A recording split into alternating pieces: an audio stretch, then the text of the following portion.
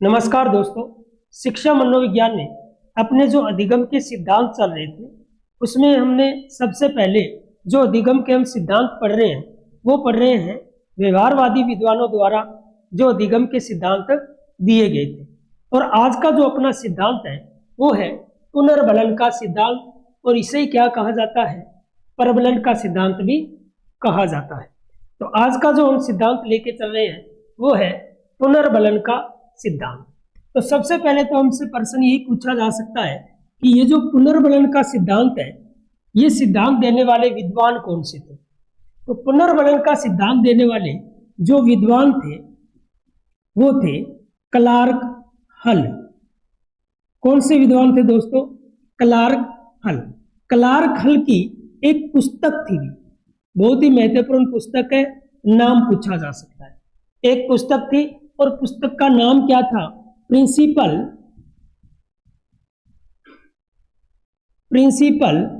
Of behaviour.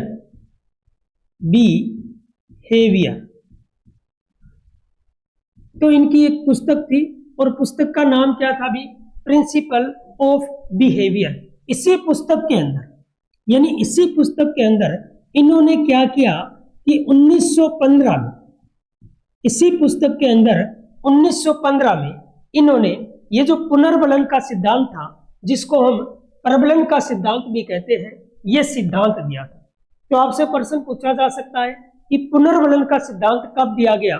तो कब दिया गया? अभी 1915 में दिया गया। इससे यदि 1915 को यानी लास्ट वाले 15 को यदि मैं पलटूं तो क्या बन जाएगा? 1951 बन जाएगा। क्या बन जाएगा अभी? 1951। और 1951 में इन्होंने क्या किया? इसी सिद्धांत का संशोधन कर दिया। क्या कर दिया? संशोधन कर दिया।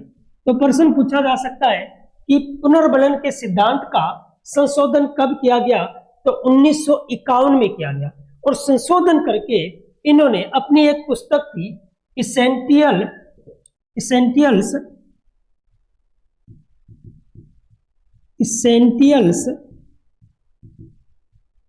Of behaviour.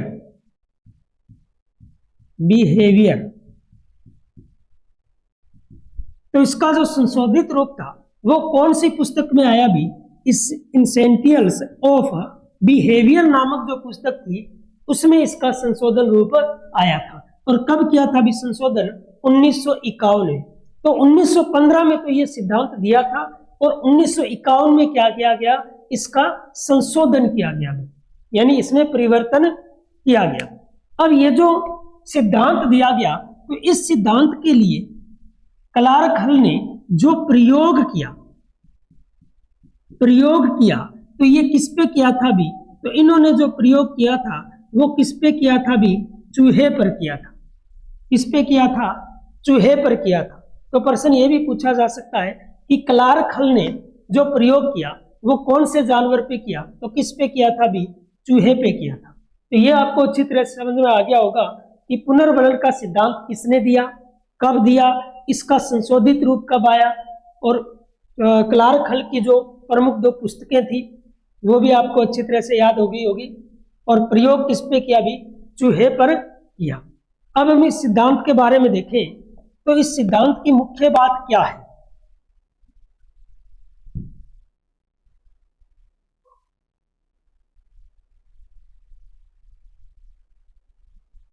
तो इस सिद्धांत के बारे में देखें तो ये सिद्धांत किसके बारे में दिए गए हैं?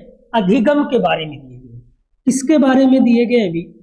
अधिगम के बारे में दिए गए हैं, यानी सीखने के बारे में दिए गए हैं कि कोई भी व्यक्ति है वो अधिगम किस प्रकार से करता है, वो क्यों सीखता है। ठीक है ना?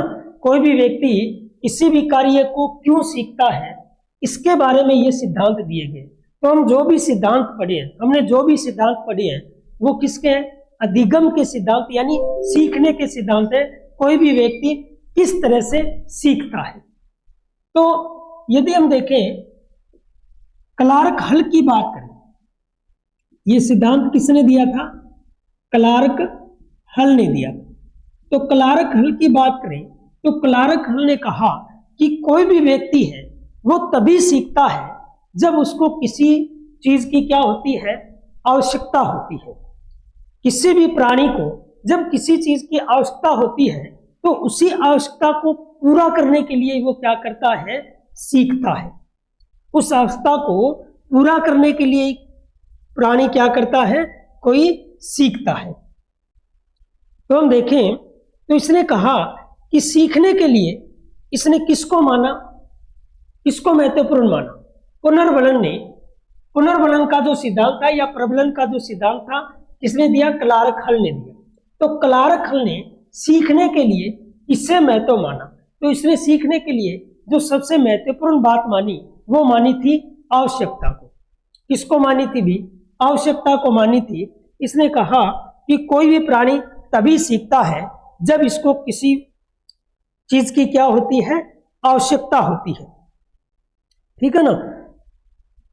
तो इसने महत्वपूर्ण किसको माना, आवश्यकता पूर्ति को। अधिगम के लिए आवश्यकता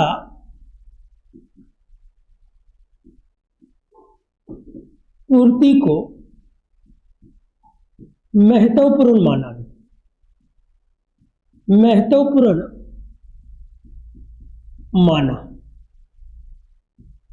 किसको भी, आवश्यकता पूर्ति को महत्वपूर्ण माना कि कोई भी व्यक्ति तभी सीखता है जब क्या है, उसको किसी की आवश्यकता होती है और उस आवश्यकता की पूर्ति के लिए, उस आवश्यकता की पूर्ति के लिए ही प्राणी क्या करता है, अधिगम करता है। जैसे हम देखें तो किसी भी प्राणी की अलग अलग आवश्यकता हो सकती है, किसी भी प्राणी की अलग अलग आवश्यकता हो सकती है। जैसे हम देखें कि माने एक विद्यार्थी है, क्या है भी, एक विद्यार्थी है। अब विद्यार्थी की क्या आवश्यकता होती है, विद्यार्थी की आवश्यकता है एग्जाम पास करना। ठीक है ना, उस कक्षा में यानी उस कक्षा को पार करके आगे वाली कक्षा में जाना। तो ये विद्यार्थी की क्या है, आवश्यकता है। तो आगे वाली कक्षा में कब जा सकता है, जब वो किसको पास करे, एग्जाम को पास कर दे। किसको पास कर दे, एग्जाम को पास कर दे। अब इस एग्जाम को पास करने के लिए उस विद्यार्थी को क्या करना पड़ेगा भी, पढ़ना पड़ेगा। क्या करना पड़ेगा, पढ़ना पड़ेगा। तो इसका मतलब वो विद्यार्थी कब पढ़ेगा, क्यों पढ़ेगा, क्यों पढ़ रहा है वो विद्यार्थी, कि उसको ये एग्जाम पास करने की आवश्यकता है। ठीक है ना, इस पेपर को पास करने की आवश्यकता है, तभी वो क्या करता है, अधिगम करता है। जैसे आप अभी तैयारी कर रहे हो, आप अभी तैयारी कर रहे हो, तो आप क्या पास करना चाहते हैं, रीट पास करना चाहते हैं। ठीक है ना, तो आपकी आवश्यकता क्या है, आपकी आवश्यकता है रीट को पास करना। आपकी आवश्यकता क्या है, रीट को पास करना। और रीट आप तभी पास कर सकते हो जब आप क्या करोगे, पढ़ोगे, जब आप अधिगम करोगे। तो इस तरह से हम देखें तो इसमें क्या है कि आवश्यकता पूर्ति को ही क्या माना है, महत्वपूर्ण माना है। और ये अलग अलग प्राणियों की अलग अलग आवश्यकता हो सकती है। जैसे उदाहरण के लिए हम एक चोर की बात करें, किसकी बात करें, चोर की बात करें, तो चोर की आवश्यकता क्या होती है, चोरी करना। क्या होती है भी, कोई चीज चुराना, उसकी आवश्यकता क्या है, कोई चीज चुराना। लेकिन कोई चीज कब चुरा सकता है, कोई चीज कब चुरा सकता है, जब वो चोरी करेगा, जब वो क्या करेगा, चोरी करेगा। ठीक है ना। तो इस तरह से हम देखें तो अलग अलग प्राणियों की क्या हो सकती है, अलग अलग आवश्यकता हो सकती है, और उसी आवश्यकता के अनुसार ही वो क्या करता है, अधिगम करता है, अपनी अनुक्रिया करता है। तो इस तरह से हम देखें तो इसमें क्या होती है, आवश्यकता होती है। ठीक है ना, किसी भी प्राणी की क्या होती है, आवश्यकता होती है। किसी भी प्राणी की आवश्यकता होती है, और ये आवश्यकता क्या हो सकती है, अलग अलग हो सकती है। तो किसी भी प्राणी की जो आवश्यकता है, और इस आवश्यकता की पूर्ति के लिए वो क्या करता है, अनुक्रिया करता है।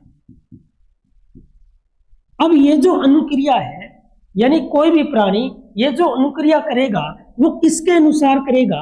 इसी आवश्यकता के अनुसार करेगा, इसी आवश्यकता के अनुसार करेगा। इसका मतलब ये आवश्यकता क्या है?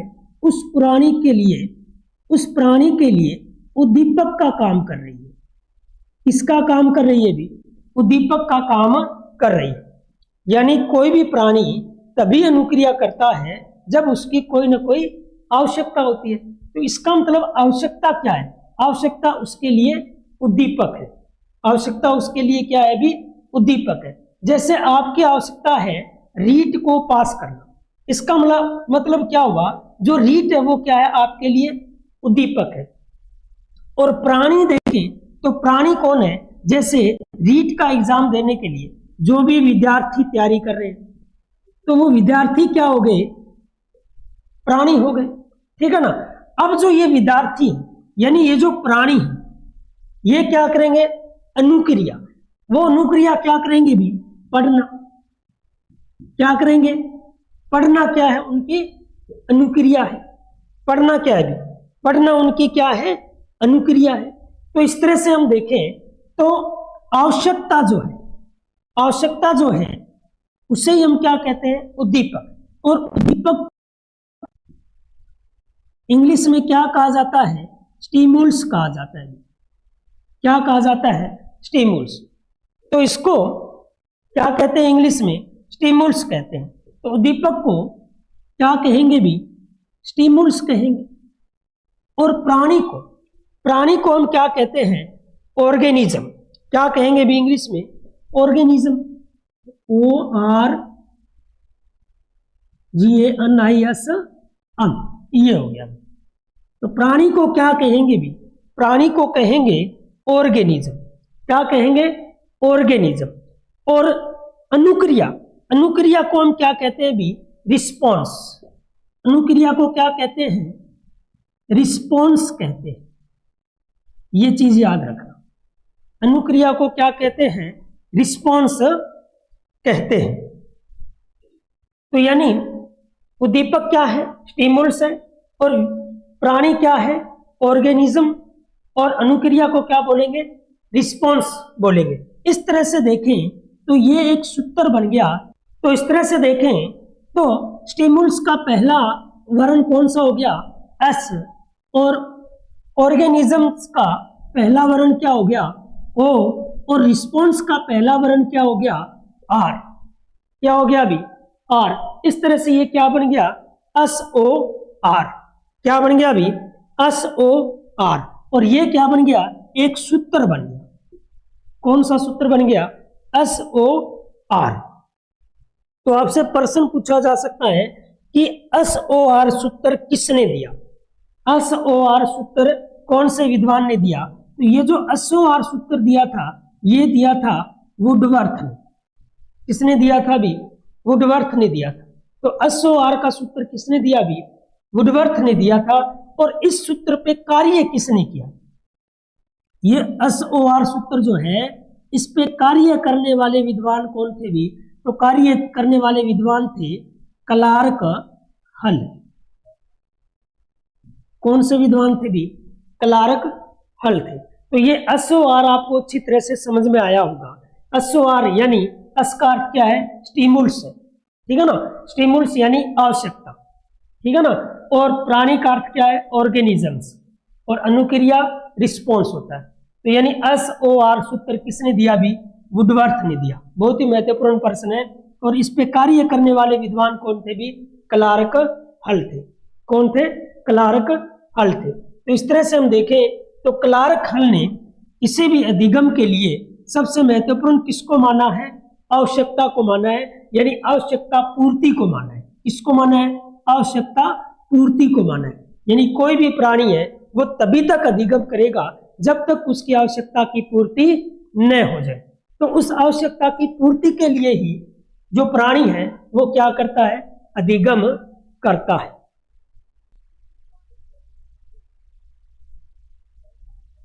तो इस सिद्धांत में किसको महत्वपूर्ण माना है भी? आवश्यकता पूर्ति को महत्वपूर्ण माना है। इस सिद्धांत में किसको महत्वपूर्ण माना है भी? आवश्यकता पूर्ति को महत्वपूर्ण माना है। और इस आवश्यकता पूर्ति के लिए इस आवश्यकता की पूर्ति के लिए क्या होता है कि प्राणी में एक असंतुलन पैदा हो जाता है। प्राणी में क्या होता है, एक असंतुलन पैदा हो जाता है, और वो असंतुलन ही प्राणी में क्या उत्पन्न करता है भी, चालक उत्पन्न करता है, यानी ड्राइव उत्पन्न करता है, जिसको हम प्रणोद बोलते हैं। क्या बोलते हैं भी, प्रणोद बोलते हैं। इसे हम क्या बोलते हैं, अंतर्नोद भी बोलते हैं। क्या बोलते हैं, अंतर्नोद बोलते हैं। यानी जब किसी चीज की आवश्यकता होती है, ठीक है ना, जब किसी चीज की आवश्यकता होती है तो उस आवश्यकता की पूर्ति के लिए प्राणी में क्या उत्पन्न हो जाता है भी, चालक उत्पन्न हो जाता है। प्राणी में क्या उत्पन्न हो जाता है, चालक उत्पन्न हो जाता है, यानी प्रणोद बोलते हैं। इसे हम क्या बोलते हैं, अंतर्नोद बोलते हैं। क्या बोलते हैं भी, अंतर्नोद बोलते हैं। तो जब चालक उत्पन्न हो जाता है तो वो क्या करता है, अनुक्रिया करता है, और अनुक्रिया करके वो इस आवश्यकता की क्या कर लेता है भी, पूर्ति कर लेता है। इस आवश्यकता की क्या कर लेता है, पूर्ति कर लेता है। तो मैंने आपको क्या बताया कि प्राणी में जैसे ही आवश्यकता उत्पन्न होती है, ठीक है ना, प्राणी में जिस भी वस्तु की आवश्यकता, यानी जिस भी चीज की आवश्यकता उत्पन्न होती है, तो प्राणी में क्या आता है, एक तरह से असंतुलन उत्पन्न हो जाता है, और उसमें क्या पैदा हो जाता है, चालक या प्रणोद या अंतर्नोद उत्पन्न हो जाता है। उस वस्तु को प्राप्त करने के लिए उसमें क्या उत्पन्न हो जाता है, चालक उत्पन्न हो जाता है। और जब वो उस वस्तु को प्राप्त कर लेता है तो उसकी आवश्यकता की क्या हो जाती है भी, पूर्ति हो जाती है। और जैसे ही आवश्यकता की पूर्ति हो जाती है तो ये जो चालक है ये क्या हो जाता है भी, न्यून हो जाता है। क्या हो जाता है, कम हो जाता है। इस चालक में क्या आ जाता है, अवकलन आ जाता है। क्या आ जाता है भी, अवकलन। तो अवकलन को कहा जाता है कम या न्यून कहा जाता है। तो इस चालक में क्या आ जाती है भी, न्यूनता आ जाती है। अंतर्नोद में क्या आ जाती है, या प्रनोद में क्या आ जाती है, न्यूनता आ जाती है। कब, जब वो इस आवश्यकता की क्या कर लेता है, पूर्ति कर लेता है। तो इस तरह से हम देखें तो इस सिद्धांत के उपनाम की हम बात करें, किसकी बात करें भी, उपनाम की बात करें, तो इसे ही कहा जाता है चालक प्रनोद या अंतर्नोद न्यूनता का सिद्धांत। तो देखो यहां चालक क्या हो गया, न्यून हो गया, कम हो गया, यानी अवकलन हो गया।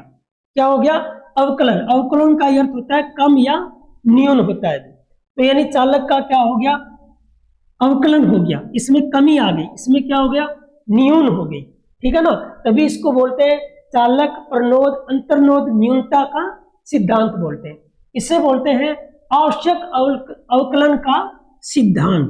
तो अवकलन का अर्थ क्या होता है भी, यानी जो चालक है, जो चालक है वो न्यून होता है, यानी अवकलन को क्या कहते हैं, न्यून या कम। तो इसे आवश्यक अवकलन का सिद्धांत या आवश्यकता पूर्ति का सिद्धांत भी कहते हैं, क्योंकि इसमें व्यक्ति या प्राणी तभी तक अधिगम करता है जबकि उसकी आवश्यकता की पूर्ति न हो जाए। जब तक उसकी आवश्यकता की पूर्ति नहीं होती तब तक वो क्या करता रहता है, अधिगम करता रहता है। तभी इसको बोलते हैं आवश्यकता पूर्ति का सिद्धांत या आवश्यक अवकलन का सिद्धांत। इसे ही कहा जाता है परिकल्पित निगमन का सिद्धांत। क्या कहते हैं भी, परिकल्पित निगमन का सिद्धांत। इसे ही कहा जाता है गणितीय सिद्धांत। कौन सा सिद्धांत कहा जाता है भी, इसे गणितीय सिद्धांत भी कहा जाता है।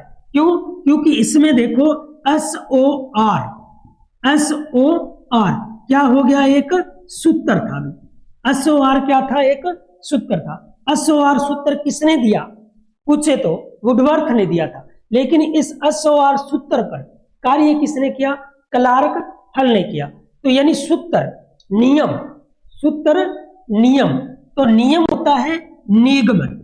कौन सा होता है भी, निगमन, ठीक है ना। तो इसमें पहले जो नियम दिया है यानी नियम से कार्य कर रहा है, ठीक है ना। तो सूत्र है इसमें, तो सूत्र किसमें होते हैं भी, गणित में होते हैं। इसीलिए इसको क्या कहते हैं, गणितीय सिद्धांत भी कहा जाता है। क्या कहा जाता है, गणितीय सिद्धांत भी कहा जाता है। और इसे ही कहा जाता है सबलीकरण का सिद्धांत। कौन सा सिद्धांत कहा जाता है भी? सबलीकरण का सिद्धांत, यानी पुनर्बलन का ही दूसरा नाम क्या है? सबलीकरण है। क्या नाम है? सबलीकरण है। और इसे ही कहा जाता है यथार्थ अधिगम का सिद्धांत। कौन सा सिद्धांत कहा जाता है? यथार्थ अधिगम का सिद्धांत। अब यथार्थ अधिगम का सिद्धांत क्यों कहते हैं? क्योंकि ये जो सिद्धांत दिया था, किसने दिया था? क्लार्क हल ने।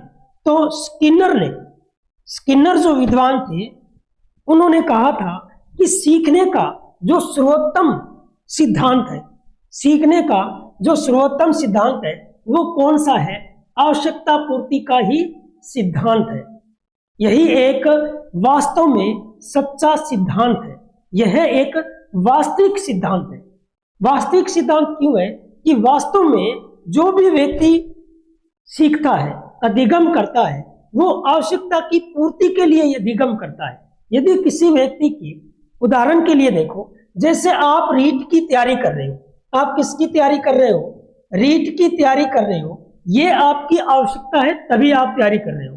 क्या आपने किसी अनपढ़ व्यक्ति को, यानी जिसने, जो अनपढ़ व्यक्ति है, क्या है? जो अनपढ़ व्यक्ति है, केवल खेती का काम करता है, क्या उसको आपने रीट का सिलेबस पढ़ते हुए देखा है? क्या वो रीट की तैयारी कर रहा है? नहीं कर रहा है। क्यों? क्योंकि ये उसकी आवश्यकता ही नहीं है। ये उसकी आवश्यकता ही नहीं है। यानी वो तो वही प्रक्रिया सीखेगा, वही अधिगम करेगा जो उसको आवश्यक है। तो इसके लिए स्किनर ने, किसने भी, विद्वान थे स्किनर। कौन से विद्वान थे? स्किनर ने। और स्किनर ने कहा कि ये जो हल का सिद्धांत है, ये जो हल का सिद्धांत है, ये अधिगम का सर्वोत्तम सिद्धांत है। अधिगम का सर्वोत्तम सिद्धांत माना है। किसने? स्किनर ने। स्किनर ने इसको अधिगम का सर्वोत्तम सिद्धांत माना है कि वास्तव में यही एक अधिगम का वास्तविक सिद्धांत है, यानी कि यथार्थ अधिगम का सिद्धांत है। तो इसे ही क्या कहा जाता है? यथार्थ अधिगम का सिद्धांत कहा जाता है। और इसे ही कहा जाता है परिष्कृत सिद्धांत। कौन सा सिद्धांत कहा जाता है भी? परिष्कृत सिद्धांत भी कहा जाता है। और इसे हम देखें तो इसे कहा जाता है जैविकीय अनुबंधन का सिद्धांत। क्या कहा जाता है भी? जैविकीय अनुबंधन का सिद्धांत। तो जैविकीय अनुबंधन का सिद्धांत क्यों कहते हैं? क्योंकि प्रत्येक प्राणी का, जैविकीय यानी जीव, प्रत्येक प्राणी का अनुबंधन उसी से ही होता है जो उसकी आवश्यकता होती है। प्रत्येक प्राणी का जो अनुबंधन है वो किससे होता है? उसकी आवश्यकता से होता है। किससे होता है भी? उसकी आवश्यकता से होता है। तो प्रत्येक प्राणी का जो अनुबंधन है वो उसकी आवश्यकता से होता है। और प्राणी में सबसे प्रमुख जो आवश्यकता है वो उसकी है जैविक आवश्यकता। कौन सी आवश्यकता? प्रत्येक प्राणी की जो प्रमुख आवश्यकता है वो क्या है? उसकी जैविक आवश्यकता है। इसीलिए इसको कहा जाता है जैविकीय अनुबंधन का सिद्धांत। कौन सा सिद्धांत कहा जाता है भी? जैविकीय अनुबंधन का सिद्धांत कहा जाता है। तो क्लार्क हल ने जो ये सिद्धांत दिया था, ये इससे पहले हमने पढ़ा था पावलोव और थोर्नडाइक। और थोर्नडाइक ने कौन सा सिद्धांत दिया था भी? एसआर थ्योरी दी थी। एसआर थ्योरी यानी एसआर सिद्धांत दिया था, ठीक है ना। और एक था पावलोव, ठीक है ना। पावलोव ने कौन सा सिद्धांत दिया था भी? सीआर सिद्धांत दिया। कौन सा? सीआर यानी शास्त्रीय अनुबंधन का सिद्धांत किसने दिया था? पावलोव ने। और थोर्नडाइक ने कौन दिया था? कौन सा दिया था भी? उद्दीपन अनुक्रिया का सिद्धांत दिया था। कौन सा? उद्दीपक अनुक्रिया का सिद्धांत दिया था। तो थोर्नडाइक और पावलोव के सिद्धांत के आधार पर ही क्लार्क हल ने कौन सा सिद्धांत दिया था भी? पुनर्बलन का सिद्धांत दिया था। तो इन्होंने कौन से सिद्धांत को आधार माना? कौन से सिद्धांत को आधार माना था भी? तो वो माना था थोरनडाइक और पावलोव का जो सिद्धांत था उसी को अपना आधार मानकर इन्होंने ये सिद्धांत दिया था भी।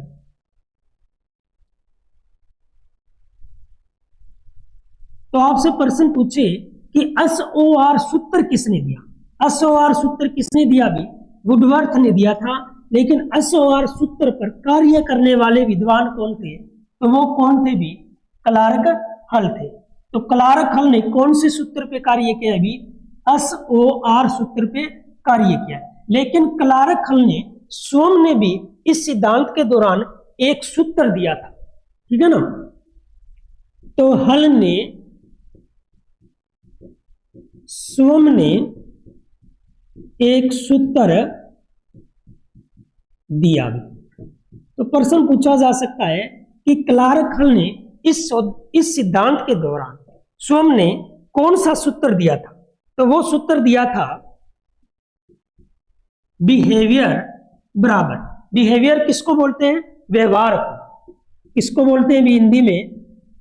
व्यवहार को क्या बोलते हैं? बिहेवियर।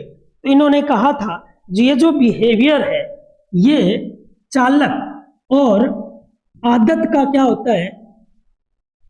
गुणोत्तर प्रभाव होता है। इसका ड्राइव, इसको क्या बोलते हैं भी? ड्राइव। ड्राइव यानी चालक, ठीक है ना। और हैबिट, हैबिट यानी आदत।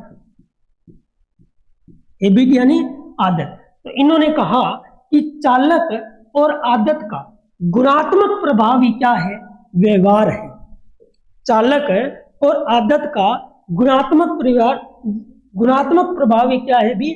व्यवहार है। और यह सूत्र किसने दिया था? हल ने। कैसे? जैसे हम देखें कि किसी भी प्राणी की जैसी आदत है, किसी भी प्राणी की जैसी भी आदत है वो उसी को प्राप्त करने के लिए उसमें क्या होगी भी? चालक उत्पन्न होगा। जैसे उदाहरण के लिए हम देखें कि यदि कोई प्राणी मांसाहारी है, क्या है भी? मांसाहारी है। जैसे उदाहरण के लिए हमने उद्दीपक अनुक्रिया का सिद्धांत पढ़ा था। किसने दिया था? थोरनडाइक ने। तो थोरनडाइक ने क्या किया कि एक मांस का टुकड़ा रखा, ठीक है ना, और किसके सामने रखा? बिल्ली के सामने। अब बिल्ली क्या है? एक मांसाहारी है। बिल्ली क्या है? एक मांसाहारी है। यदि बिल्ली के सामने कोई घास रखते, क्या रखते भी? मान लो घास रख दिया जाता, क्या बिल्ली इस घास के प्रति, इस बिल्ली का चालक जो है वो इतना ही उत्पन्न होता जितना इस मांस के प्रति हुआ? नहीं ना। तो यानी इस बिल्ली की आदत क्या है? इस बिल्ली की आदत है क्या खाना? मांस खाना। तो ये इसके प्रति ही इसका क्या होगा? चालक उत्पन्न होगा। चालक उत्पन्न होगा। और जब चालक उत्पन्न होगा तो उसी के अनुसार वो क्या करेगी? व्यवहार करेगी। तो ये सूत्र किसने दिया भी? ये सूत्र दिया था हल ने। हल ने क्या सूत्र दिया कि चालक और आदत का जो गुणात्मक प्रभाव होता है वही क्या होता है भी? व्यवहार होता है। तो B बराबर D गुणा H, ये सूत्र किसने दिया था भी? क्लार्क हल ने दिया था। तो अपने इस सिद्धांत में इन्होंने स्वयं ये सूत्र दिया था। और इन्होंने काम कौन से सूत्र पे किया था? तो जो वुडवर्थ का SOR सूत्र था उस पे इन्होंने क्या किया था भी? काम किया था। अब हम देखें, इन्होंने कहा था कि जब व्यक्ति की आवश्यकता की पूर्ति हो जाती है, यानी जब व्यक्ति की आवश्यकता की पूर्ति हो जाती है तो पूर्ति होने पर ही उसमें वो क्या हो जाता है? अधिगम हो जाता है। तो किसी में अधिगम कब हो जाता है? जब वो उसकी पूर्ति कर देता है।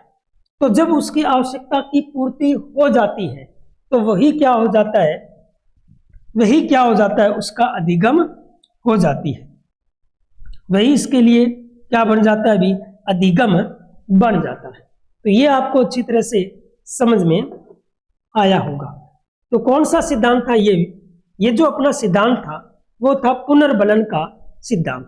अब यदि हम पुनर्बलन के बारे में देखें तो पुनर्बलन जो है वो कितने प्रकार का होता है? इसकी बात करें हम पुनर्बलन, तो पुनर्बलन है, पुनर्बलन। तो पुनर्बलन कितने प्रकार का होता है? पुनर्बलन जो होता है वो दो प्रकार का होता है। कितने प्रकार का होता है? दो प्रकार का होता है। पुनर्बलन कितने प्रकार का होता है? दो प्रकार का। एक तो होता है सतत, एक तो क्या होता है अभी? सतत। सतत यानी कंटिन्यू, लगातार। और एक होता है असतत। कौन सा होता है अभी? असतत, जिसको हम कहते हैं आंशिक पुनर्बलन। क्या कहते हैं भी? आंशिक पुनर्बलन। तो एक तो होता है सतत और एक क्या होता है भी? आंशिक पुनर्बलन होता है। तो पुनर्बलन कितने प्रकार के होते हैं? दो प्रकार के। एक सतत होता है और एक क्या होता है? असतत यानी आंशिक पुनर्बलन होता है। आंशिक पुनर्बलन जो होता है ये भी दो प्रकार का होता है। तो ये जो आंशिक पुनर्बलन होता है ये भी क्या होता है भी? दो प्रकार का होता है। कितने प्रकार का होता है? दो प्रकार का होता है। अब कौन कौन सा होता है? तो पहला होता है आनुपातिक। पहला कौन सा होता है भी? आनुपातिक पुनर्बलन होता है। तो पहला कौन सा है? आनुपातिक। और दूसरा कौन सा है? अंतराल। दूसरा कौन सा होता है भी? अंतराल होता है। तो एक तो आनुपातिक होता है और एक कौन सा होता है भी?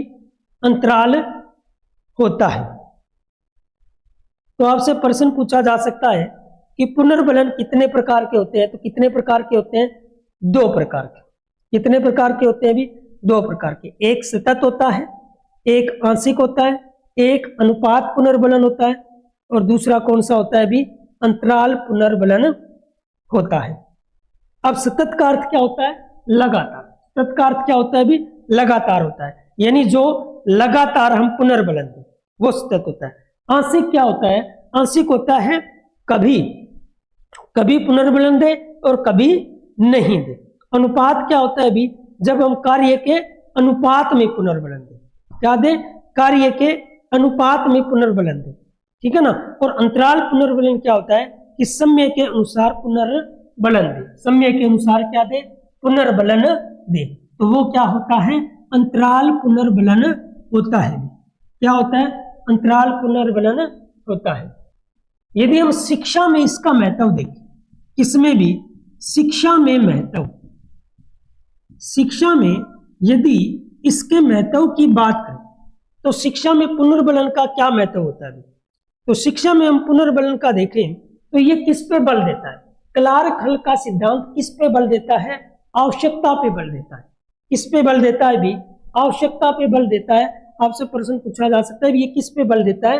आवश्यकता पे बल देता है। ठीक है ना। अंततः जब छात्रों की आवश्यकता की पूर्ति करता है, ये छात्रों की आवश्यकता की क्या करता है? पूर्ति करता है। तो शिक्षा में इसका महत्व अच्छा है। दूसरी बात देखें तो ये पुनर्बलन पर भी क्या देता है? जोर देता है। इस पे जोर देता है? पुनर्बलन पे जोर देता है। तो पुनर्बलन भी अधिगम में क्या होता है? सहायक होता है। इससे सीखने की क्या होता है भी? हमें अभिप्रेरणा मिलती है। ठीक है ना। इसमें सीखने की क्या है? अभिप्रेरणा मिलती है। और यह सिद्धांत उच्च स्तर के लिए, इसके लिए भी उच्च स्तर के लिए उपयोगी है। कौन से स्तर के लिए? उच्च स्तर के लिए उपयोगी है। उसके बाद यदि हम पुनर्बलन की बात करें, इसकी बात करें, पुनर्बलन की बात करें, तो ये जो पुनर्बलन है, तो स्किनर ने भी तो पुनर्बलन की बात कही थी। स्किनर ने किसकी बात कही थी? पुनर्बलन की बात की थी। और क्लार्क हल ने भी पुनर्बलन की बात की थी। लेकिन दोनों के पुनर्बलन में अंतर है। क्लार्क हल ने जो पुनर्बलन बताया है वो कौन सा है भी? आंतरिक है। कौन सा है? आंतरिक पुनर्बलन है। और स्किनर ने जो पुनर्बलन बताया था वो कौन सा बताया भी? बाह्य। ठीक है ना। तो स्किनर ने कौन से पुनर्बलन को महत्व दिया?